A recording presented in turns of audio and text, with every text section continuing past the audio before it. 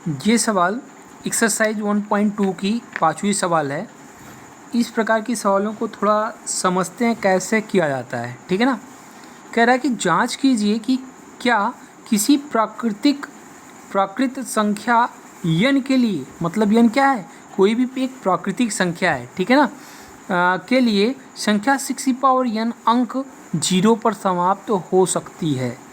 जांच करना है क्या ऐसा पॉसिबल है कि अगर n आपकी एक प्राकृतिक संख्या हो। प्राकृतिक संख्याएं क्या होती हैं? जो 1 से स्टार्ट होती हैं और प्रत्येक 1 2 3 अप टू सो ऑन, मतलब 1 से लेकर इनफाइनाइट तक सभी पूर्णांक जो होते हैं वो प्राकृतिक संख्या कहलाती है।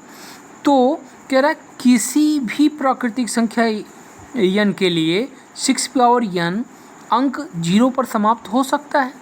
इसके कहने का मतलब कि अगर n के स्थान पे 1 लें, 2 लें या 3 लें या 4 लें, कुछ भी लें और उसके बाद उसको हम सॉल्व करें, तो सॉल्व करने के बाद जो आंसर आता है उसके इकाई का स्थान क्या 0 हो सकता है कभी?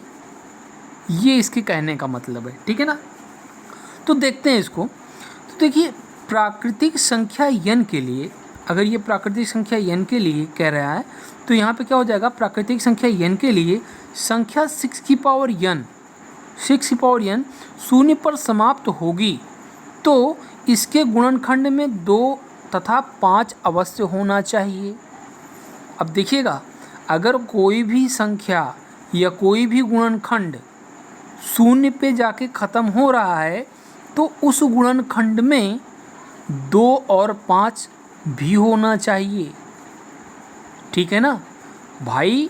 अगर कोई भी गुणनखंड है और हमने उसका अभाज्य गुणनखंड किया और अगर मान लीजिए उसमें 2 है और 5 भी है, बाकी कुछ भी हो तो ये 5 दूनी 10 तो हो गया ना, ठीक है ना।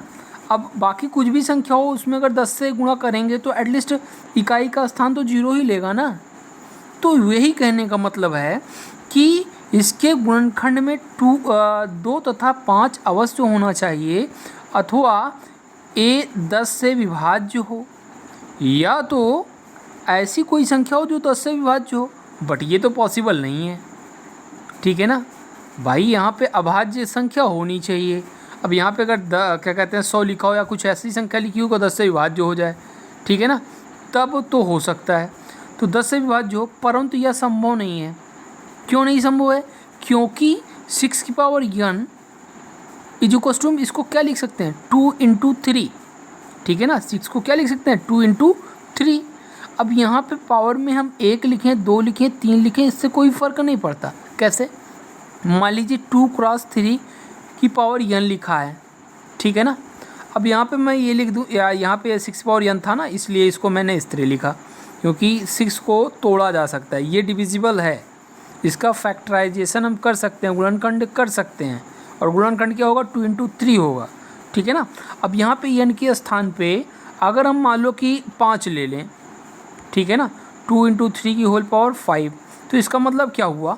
इसका मतलब ये हुआ कि 2 इंटू 3 एक बार लिखे, फिर से दोबारा 2 इंटू 3, फिर से एक बार 2 इंटू 3, फिर से एक बार 2 इंटू 3, फिर से एक बार 2 इंटू 3। कहने का मतलब क्या, इसकी पावर 5 है तो मतलब ये 5 बार गुणा होगा, 1 बार, 2 बार, 3 बार, 4 बार, 5 बार। अब थोड़ा आप देखिए, इसमें 2 तो है लेकिन क्या कहीं 3 है? नहीं है ना। अब देखिए, अगर इसका मल्टीप्लाई भी करें तो ये कभी भी 0 पे नहीं ख़त्म होगा। इसका मल्टीप्लाई होने के बाद जो आंसर आएगा उसका इकाई का स्थान 0 नहीं होगा। सोचिए एक बार, 3 दूनी 6, 6 त्रिक 18, 18 दूनी 36, 36 दूनी 72 और 72 गुणे 3, देखिए 72 गुणे 3 करेंगे तो देखिए 3 दूनी 6, इसको हम ले सकते हैं 6, 6 त्रिक 18, 18 दूनी 36, 36 दूनी 72, 72 गुणे 3 करेंगे, फिर से क्या आएगा 3 दूनी 6 आ जाएगा, मतलब ये इकाई का स्थान क्या हो जाएगा 6 हो जाएगा, बट 0 नहीं आएगा, ठीक है ना। लेकिन क्या होगा 0 नहीं आएगा। तो कहने का मतलब अगर इसमें कहीं एक भी 5 होता, 2 तो है लेकिन अगर कोई एक भी 5 होता तो वो हमारा क्या हो जाता, वो हमारा अंक 0 पे ही समाप्त होता, ठीक है ना।